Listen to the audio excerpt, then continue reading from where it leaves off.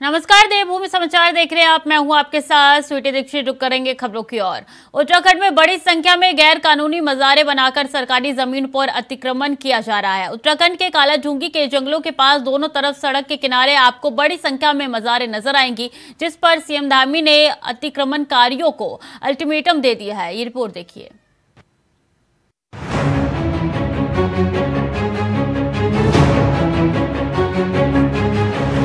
हमारा तुष्टीकरण करने का उद्देश्य नहीं है, हम किसी के खिलाफ नहीं है, लेकिन ये जबरदस्ती जो अतिक्रमण है, कब्जेबाजी है, इसको हम निश्चित रूप से हटाएंगे। ये चेतावनी है उत्तराखंड के मुख्यमंत्री पुष्कर सिंह धामी की, जिन्होंने अतिक्रमणकारियों को साफ लफ्जों में चेता दिया, जो धर्म की आड़ में अतिक्रमण की आड़ ले रहे थे, जो अवैध मजार बनाकर वन विभाग की जमीनों पर कब्जा कर रहे थे। उनको सीएम ने साफ तौर पर कह दिया है कि खुद मजार हटा लो, वरना हम हटाएंगे। हम कानून को मानने वाले लोग हैं, कानून पर विश्वास करने वाले लोग हैं। जो भी अतिक्रमण है, हमने उनसे कहा है अतिक्रमण करवाने के पीछे जो लोग भी हैं वो स्वतः ही अपना अतिक्रमण हटा लें, उस पर पीछे हट जाए, अन्यथा सरकार उस पर सख्ती से काम करेगी, क्योंकि हमारा तुष्टीकरण करने का उद्देश्य नहीं है, हम किसी के खिलाफ नहीं है, लेकिन ये जबरदस्ती जो अतिक्रमण है, कब्जेबाजी है, इसको हम निश्चित रूप से हटाएंगे। सीएम धामी की चेतावनी के बाद से उत्तराखंड जहां प्रशासन कार्रवाई के लिए अलर्ट मोड पर आ चुका है, तो वहीं दूसरी तरफ अतिक्रमणकारियों में खौफ व्याप्त हो चुका है। सियासतदान इसे अपनी सियासी रोटियां सेकने के मौके के तौर पर देख रहे हैं। बीजेपी कह रही है सीएम की तरफ से निर्देश आ चुके हैं, कॉर्बेट में मजार के मामले की छानबीन की जा रही है। अधिकारियों को निर्देश दिए जा चुके हैं, अगर कॉर्बेट रिजर्व फॉरेस्ट में इन मजारों का निर्माण हाल फिलहाल में हुआ है तो इस पर कार्रवाई जरूर की जाएगी। देखिए, कॉर्बेट और रामनगर वन प्रभाग के आसपास 10 से अधिक मजारे हैं। अभी इसमें माननीय मुख्यमंत्री पुष्कर सिंह धामी जी ने कहा है पूरे उत्तराखंड में 1000 मजारे ऐसी चिन्हित हुई हैं। इसको एक नाम दिया है जो है मजार जिहाद। तो ये मजार जिहाद है, ये अतिक्रमण इसके नाम पे किया जा रहा है, वन संपदा को लूटा जा रहा है और वन सुरक्षा भी खतरे में है इसको देखते हुए। तो हमारा यही कहना है, रामनगर वासियों की ये मांग है, जितनी भी अवैध ऐसी मजारे हैं तो उन पर कार्रवाई होनी चाहिए। मैं माननीय मुख्यमंत्री पुष्कर सिंह धामी जी का धन्यवाद देना चाहूंगा, जिन्होंने इस मामले में कार्रवाई करने के लिए कड़ा कदम उठाया और शीघ्र ही वन विभाग के अधिकारी भी इसमें शीघ्र ही कार्रवाई करेंगे। हमारी ऐसी आशा है, नहीं करेंगे तो हम इसमें घेराव करेंगे। हालांकि कॉर्बेट टाइगर रिजर्व में जहां पैदल भी नहीं चला जा सकता, उन क्षेत्रों में बनी मजारें क्या सवाल खड़ा नहीं करती? ये सवाल तो वाजिब है, लेकिन इन मजारों को लेकर स्थानीय लोगों की माने तो करीब 140 साल पुरानी ये मजारे हैं। 40 साल पुराना मजार है साहब ये। हाँ। और हमारे जो माता जी, पिताजी और यहाँ सेवा में लगे रहते हैं हम लोग इनके, शेर अली बाबा का। और ये कॉर्बेट एरिया है, समझ गए। और रामनगर मंडी में लखनपुर चुंगी से ऊपर है, समझ गए। और यहाँ सभी धर्मों के लोग बाग आते हैं। यहाँ कोई जात और बेजात का कोई वो नहीं होता है। यहाँ सभी धर्मों के लोग आते हैं और अपनी श्रद्धा से यहाँ मनोकामना लेके जाते हैं यहाँ से, छबली बाबा से, समझ गए। और सबकी मुरादें पूरी होती हैं। देखिए, किस चैनल ने किस मजार के बारे में दिखाया ये तो खैर मुझे जानकारी में नहीं है, लेकिन जहाँ तक बात इसकी थपली वाले मजार की बात आती है तो लगभग 44 साल तो मुझे भी रामनगर में हो गए। मैं जब पैदाइशी रामनगर से हूँ, तब से मैंने मतलब जब हम थोड़ा हो समाज सिंह को देखते हुए आ रहे हैं यहाँ पे। और जैसे कि ये मजार शेर अली बाबा के नाम से उनकी मजार कहलाती है और लगभग 140 साल या 150 साल पुरानी ये मजार है यहाँ पे। और इस मजार का तो खैर सबसे ये रामनगर की एक ऐसी मजार है जिसमें हिंदू और मुस्लिम सभी धर्म के लोग यहाँ पे आते हैं। और ख़ास तौर से मैं तो बचपन से देखा है कि पर्वतीय समुदाय के काफ़ी लोग यहाँ पे आते हैं, हमेशा हर बृहस्पतिवार के दिन भी यहाँ पे आते हैं। सीएम धामी की चेतावनी के बाद अधिकारी भी अब अपनी कमर कस चुके हैं और अवैध मजारों को चिन्हित करने का काम शुरू कर चुके हैं। साथ ही साथ उनकी जांच भी की जा रही है। ऐसे में अब सवाल ये कि क्या वाकई में ये लैंड जिहाद है या फिर सियासी हथियार है। रामनगर से रोहित गोस्वामी के साथ Abhay Kainthura, India Voice, Dehradun. Congress party की तरफ से मंदिर मस्जिद के नाम पर बीजेपी की तरफ से की गई बयानबाजी के बाद अपने पार्टी संगठन में सख्ती बरतना शुरू कर दिया है। कांग्रेस की प्रदेश प्रवक्ता गरिमा दसौनी ने कहा है कि भाजपा सुनियोजित तरीके से इस तरीके की बयानबाजी कर रही है क्योंकि आने वाला समय चुनाव का है। ऐसे में अभी से ही सरकार की नाकामी छुपाने के लिए मुद्दों को बदलने का काम बीजेपी कर रही है। कांग्रेस प्रवक्ता ने कहा है कि अगर इसी तरीके से धार्मिक मुद्दे बीजेपी की तरफ से उठाए जाते हैं तो उनके लिए किसी भी मीडिया के प्लेटफॉर्म पर कांग्रेस के प्रवक्ता की तरफ से डिबेट में शामिल नहीं हुआ जाएगा। नगर निकाय के चुनाव भी नजदीक आ रहे हैं और 2024 में लोकसभा चुनाव भी है, तो कहीं ना कहीं अपने पैरों से सियासी जमीन खिसकते हुए देखकर पुष्कर सिंह धामी को और कुछ नजर नहीं आ रहा है सिवाय इसके कि हिंदू मुस्लिम की आड़ ली जाए, धर्म की आड़ ली जाए और धार्मिक उन्माद फैलाया जाए प्रदेश के अंदर। एक मुख्यमंत्री पूरे प्रदेश का मुखिया होता है, उसके लिए सारे धर्म, जाति, वर्ग, समुदाय के लोग एक समान होते हैं। समदृष्टि एक मुख्यमंत्री की होनी चाहिए। माननीय अध्यक्ष जी से विचार मंथन करने के बाद ये निर्णय लिया गया है कि उत्तराखंड कांग्रेस किसी भी धर्म, जाति के मुद्दों पर डिबेट चैनल्स में प्रतिभाग नहीं करेगा। ना हमारा कोई प्रवक्ता इस पर कोई बाइट देगा, ना वो डिबेट में जाएगा, क्योंकि ये टोटली भाजपा के द्वारा एक ट्रैप है।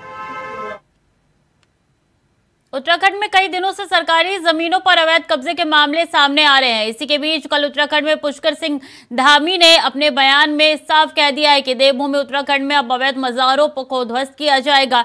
इसी के साथ साक्षी महाराज ने कहा है कि उत्तराखंड में लव जिहाद भी पैर पसार रहा है और भी राज्य सरकार को ध्यान देना चाहिए। ये कार्य साधु संतों के साथ साथ सरकार का भी है और लव जिहाद को भी उत्तराखंड में खत्म करना चाहिए। लगता है देर से उठाया हुआ एक बहुत ही अच्छा स्तुत्य कार्य है। अवैध कार्य, अवैध मजाक या अवैध जो कुछ भी है वो राष्ट्र से हटना ही चाहिए। ये सरकार का काम है, मेरा काम नहीं है। सरकार चिन्हित करेगी अवैध क्या क्या है और अवैध को हटाने का अगर संकल्प सरकार ने लिया है तो मैं हृदय की गहराई से धामी जी को बहुत बहुत साधुवाद देता हूँ, बधाई देता हूँ और आशीर्वाद। कल ही मेरे संज्ञान में आया था कुछ देवभूमि उत्तराखंड में विसंगतियां हैं और लोग यहाँ की संस्कृति को नष्ट करना चाहते हैं, उसको बनाए रखना, संजोए रखना ये साधु संतों के साथ साथ सरकार का भी काम है। तो निश्चित रूप से जोशीमठ दौरे पर निकले मुख्यमंत्री पुष्कर सिंह धामी ने नरसिंह मंदिर पहुंचकर भगवान नरसिंह के दर्शन कर देश और प्रदेश की खुशहाली की कामना की। नरसिंह भगवान के दर्शन कर नरसिंह नवदुर्गा प्रांगण में आयोजित कार्यक्रम में मुख्यमंत्री ने शिरकत की। इस दौरान सीएम धामी ने कहा है कि जोशीमठ चारधाम यात्रा के लिए पूरी तरीके से सुरक्षित है।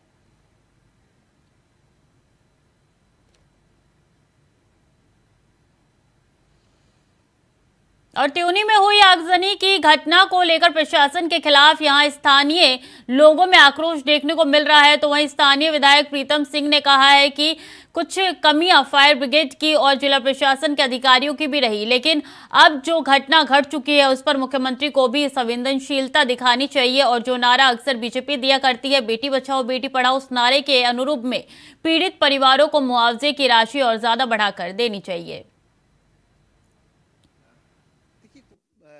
मुख्यमंत्री जी से मैं मिलूंगा, लेकिन देवी आपदा में जब इस तरीके की घटनाएं होती हैं तो कहीं पर कोई मानक नहीं होता। ये तो मुख्यमंत्री के विवेक पर निर्भर करता है कि मुख्यमंत्री जी इस प्रकार की घटनाओं में कितनी जो है मदद जो है जो पीड़ित परिवार उसको देना चाहते हैं। अब क्या नाम है, मुख्यमंत्री जी ने वही जो एक स्लैब है उस स्लैब के आधार पर कर दिया, लेकिन घटना जो है वो बहुत दिल दहलाने वाली घटना है। त्यूनी पुल के पास एक घर में हुई अग्निकांड की घटना में गुमशुदा बच्चों की तलाश के लिए Tyuni police, fire service, SDRF की तरफ से चलाए गए रेस्क्यू अभियान में देर रात दो बच्चों के अधजले शव बरामद हुए हैं, जिन्हें मोर्चरी अस्पताल त्यूनी में रखा गया है। आज पीएससी त्यूनी मोर्चरी में बरामद शवों का पंचनामा कराकर पोस्टमार्टम किया गया। बाकी शवों की तलाश के लिए एसडीआरएफ की टीम लगातार रेस्क्यू ऑपरेशन कर रही है।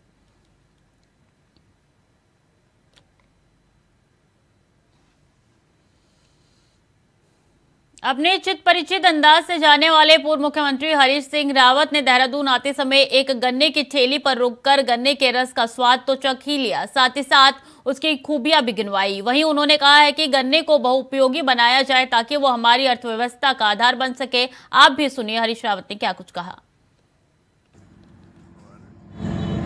भगवान की कृपा रही तो अच्छी कमाई गन्ने की रस बहुत स्वादिष्ट भी है और गन्ने को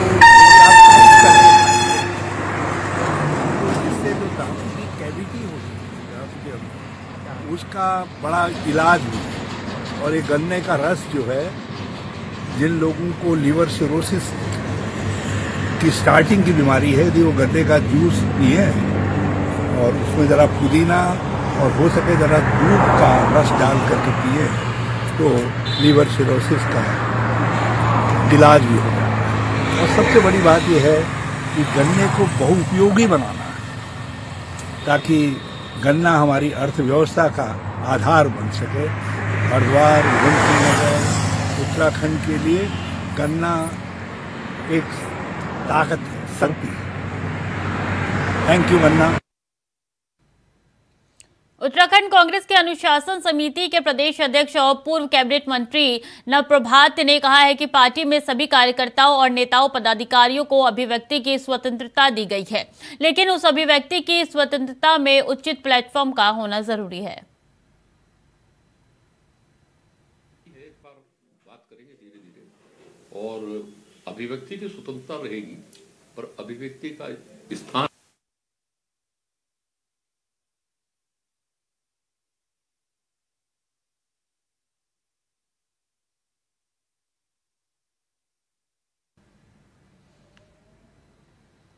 वक्त तो चला छोटे से ब्रेक का, जल्द लौटेंगे।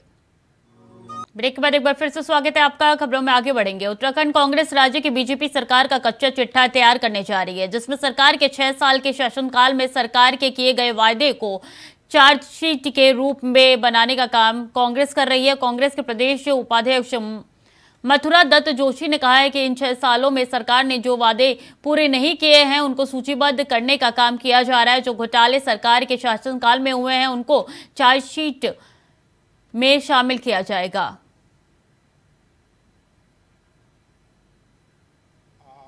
विगत माह भी एक चार्जशीट जारी की थी और फिर सरकार के 6 वर्ष का लेखा जोखा हम तैयार करेंगे उत्तराखंड की, जिसमें उन्होंने क्या वायदे किए थे उनके घोषणा पत्र को भी खंगालेंगे और बीच बीच में माननीय मुख्यमंत्री गणों और प्रधानमंत्री जी के उत्तराखंड दौरे में क्या क्या घोषणाएं हुई, उनमें से कितनी पूरी हुई और कितनी नहीं हुई हैं उनका संकलन भी कर रहे हैं।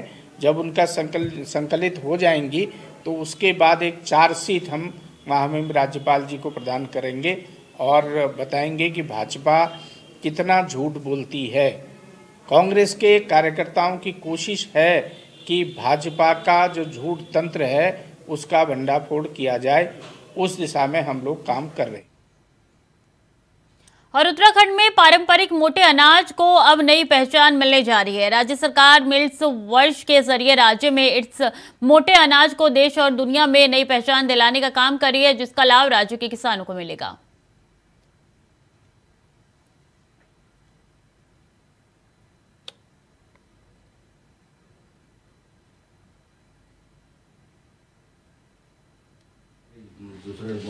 से मिलेट्स के पोटेंशियल को और बढ़ाया जाए, कैसे उसका प्रचार प्रसार हो, उन सब विषयों पर उस पर चर्चा होगी। क्योंकि हमारी सरकार का संकल्प है कि 2025 में जब हमारा राज्य 25 साल का होगा, हम मिलेट्स के उत्पाद को हम दुगना करेंगे। क्योंकि मिलेट्स में अन्य फसलों की तुलना में पानी भी कम लगता है, खाद भी कम लगती है। और मैं आभार व्यक्त करना चाहता हूं माननीय प्रधानमंत्री जी का।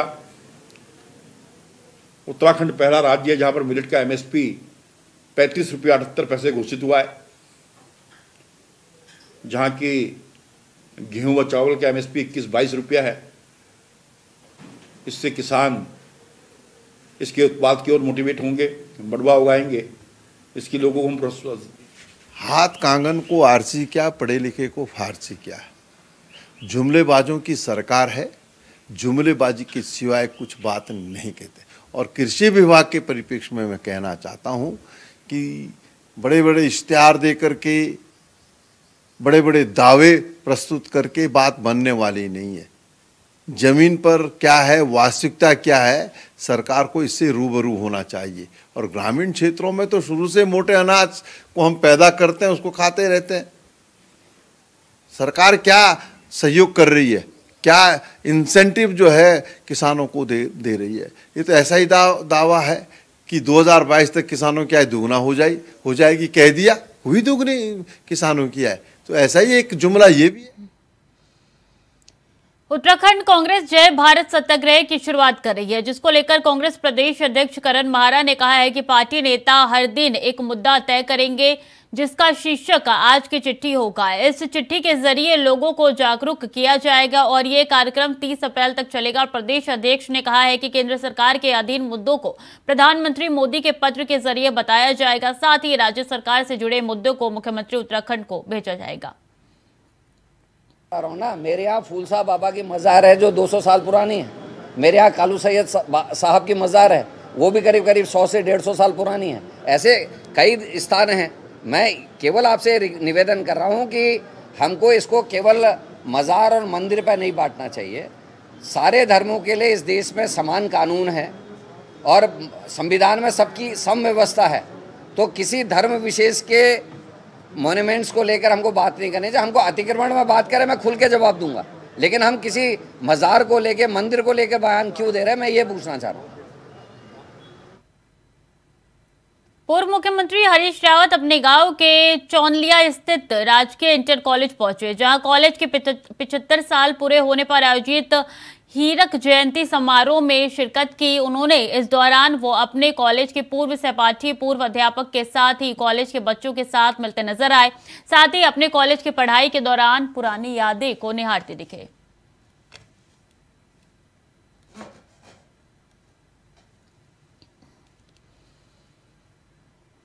देश के पहले सीडीएस जनरल विपिन रावत की स्मृति में देहरादून के कनक चौक पर बनने वाले स्मारक को लेकर सैनिक कल्याण मंत्री गणेश जोशी ने आज सैनिक कल्याण बोर्ड कार्यालय में अधिकारियों के साथ बैठक की और आवश्यक दिशा निर्देश भी दिए। इस दौरान मंत्री ने कहा है कि स्मारक में उनकी आदमकद मूर्ति भी लगाई जा रही है। साथ ही इस जगह पर सुंदर से पार्क का निर्माण भी किया जाएगा, जिसका लोकार्पण मुख्यमंत्री पुष्कर सिंह धामी 14 अप्रैल को करेंगे। साथ ही कहा है कि सैनिक बहुल प्रदेश होने के नाते उत्तराखंड के हर युवा के लिए जनरल रावत प्रेरणा स्रोत है।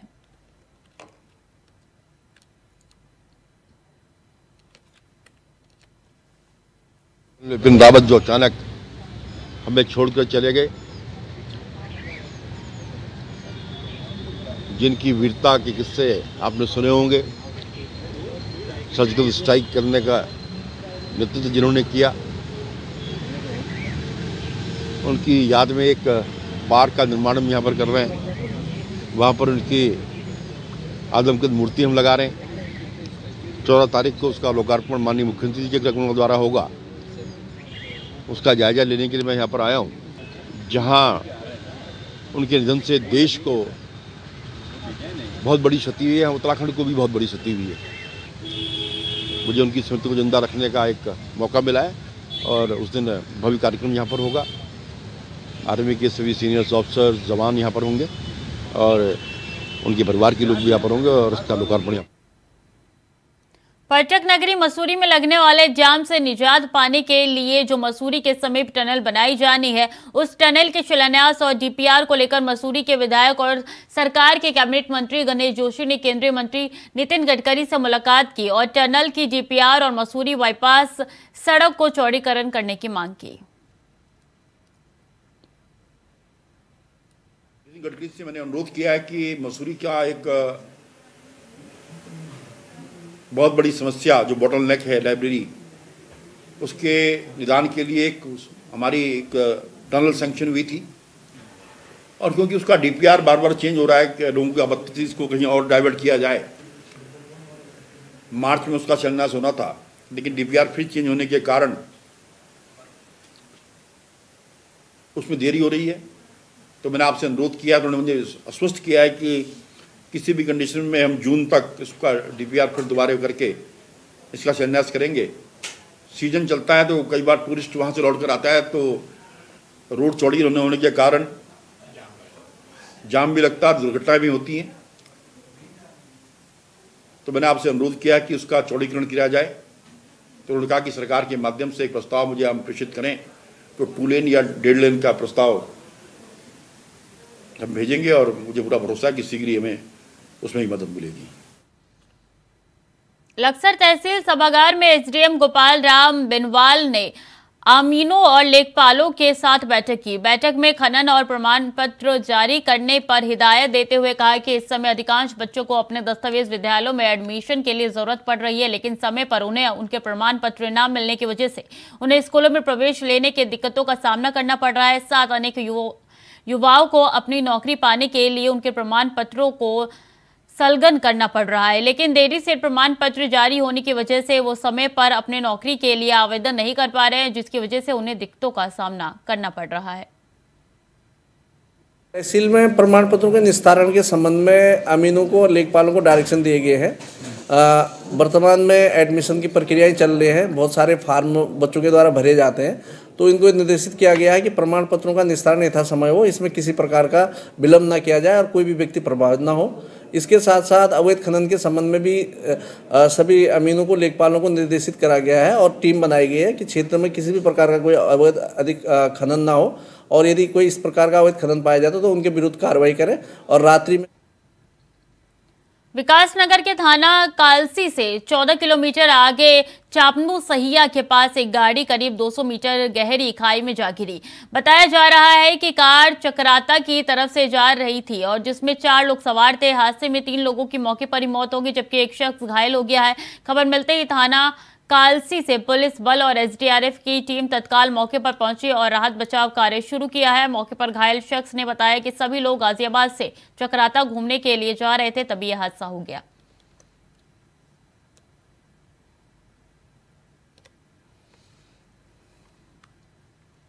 तो फिलहाल के लिए देवभूमि समाचार में इतना ही। खबरों का सिलसिला लगातार जारी है, देखते रहिए इंडिया वॉइस।